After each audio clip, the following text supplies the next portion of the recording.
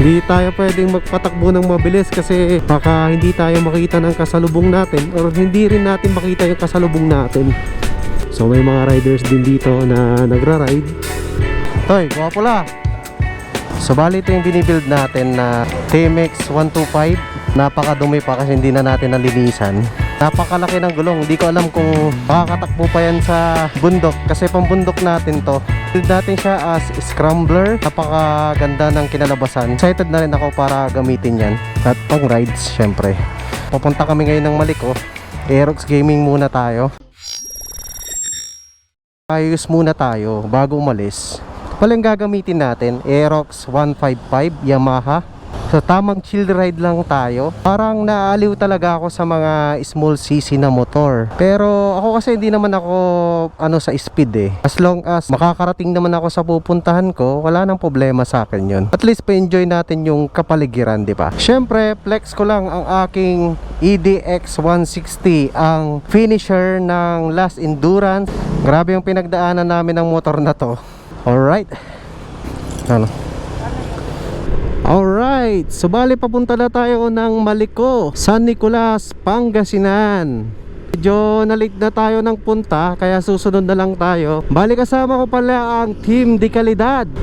Kasama si Boss Alfred, JP Bagtas, Aldi Motovlogs, and Yersky. Bali nandun na sila kasi kanina pa sila nakaalis. Usapan namin is 10 ng umaga makikita sa Manscaped. So dahil marami pa tayong ginawa, hindi tayo nakasunod. Sabi nga nila, it's better late than never, di ba? Ang gamit nating motor ngayon is si Yamaha Aerox 155. First time ko mag-ride ng ganitong motor. Tignan natin yung performance nitong motor na to.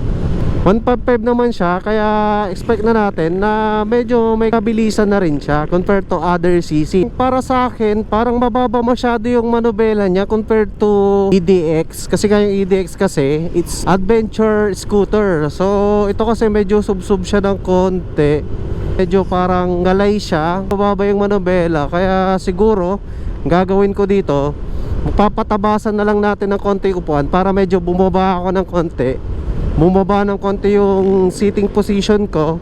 Siyempre pag bumaba yung seating position mo, automatic yan, tataas yung manubela. Bibisa naman natin yung speed mga paps. Parang mukhang mas matulid siya sa ADX kasi mabilis siyang kunin yung speed niya. Baga mabilis siyang makakuha ng mataas na speed. Siguro dahil mababa lang siya compared to ADX kasi na mataas, tapos tension pa tayo na nilagay sa kanyang visor. Nagdagdag siya na mukuha ng hangin. Napaka-cute ng tunog ng busina niya. Kasi nga kalalabas lang nito kahapon. Hindi pa natin napapagawa yung busina niya. Kaya parang naninibago din ako kasi busina niya stuck na stuck yung tunog. Siguro wala na tayong masyadong babaguhin sa motor na to. Dadagdagan lang natin siya ng crash guard siguro. Tapos the same time auxiliary light. May chance na i-endurance din natin siya. Kasi feeling ko kasi pag-iisa lang yung motor na pang endurance mo, mabubugbog siya ng mabubugbog. Kaya isang reason din to na kinuha natin tong motor na to para may pang backup tayo. The same time kasi syempre hindi lang endurance yan, nagra-rides pa tayo. So dagdag din yan sa mga tatakbuhin niya. Pero yung mga motor naman natin is hindi naman natin pang daily driven. Kasi mas sanay tayo na naka 4 wheels pag daily use. Sa work kasi natin, need natin na malalaking space or malaking lalagyan ng gamit. So hindi tayo pwedeng magmotor ng magmotor. Pwede naman client meeting ganon. Magpapagas muna tayo at ipo-full tank natin yung ating motor. Full tank premium.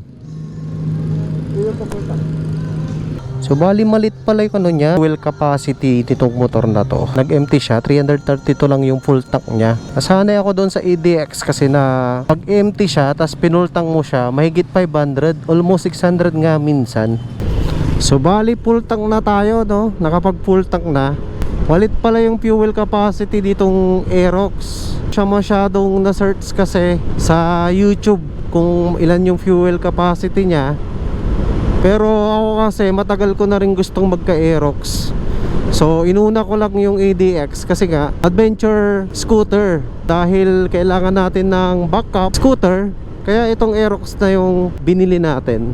Hindi naman pwedeng Vespa yung pang endurance natin. Change oil ko nga doon, umabot ako ng mahigit 3,000. O yung 3,000 na yan, kung i-compare mo, magpapa-change oil ka ng kotse sa Shell, eh parang naka 4 wheels na yung presyo ng Vespa.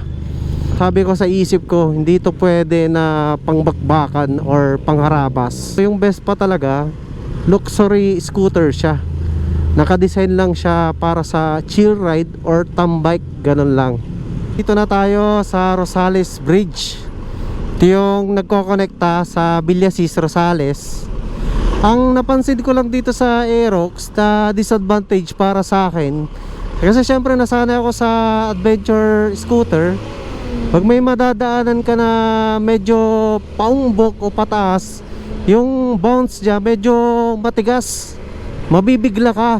Unlike pag EDX na adventure scooter, kasi medyo di mo ramdam yung bounce ng shock sa harapan. Kakaliwa na tayo going to Santa Maria. Tapos after Santa Maria, dire-diretso na tayo ng San Nicolas. Yun, muntik na tayong naabot na red light. Nandito na tayo sa Santa Maria, Pangasinan. Dan muna tayo ng 7-Eleven para makabili ng inumin. So bale after pala dito mga paps, sa Santa Maria, diretso tayo ng Tayug. Dadaanan natin yung Tayug. Medyo madilim na banda ron. Dito na tayo sa bayan ng Tayug. Pagkatapos natin dito, syempre dire-diretso na tayo going to San Nicolas, Pangasinan. So bale ito na yung way going to Maliko. Bali yung daan dito parang small Baguio din, only zigzag. Pero alam ko itong Maliko na to mas mataas pa sa Baguio. Buti na lang at dito sa bandang taas medyo maliwanag na yung kalangitan. Dahil break-in daw yung motor natin, kailangan daw dahan-dahan lang tayo. Pero hindi ako talaga marunong mag-break-in ng motor kasi yung EDX ka break-in, unang kasabak niya, endurance ka agad, yung takbong gwapo. Patakbo natin kagad siya ng 120 sagad. Grabe, napakaganda talaga ng makikita mong view dito sa Maliko.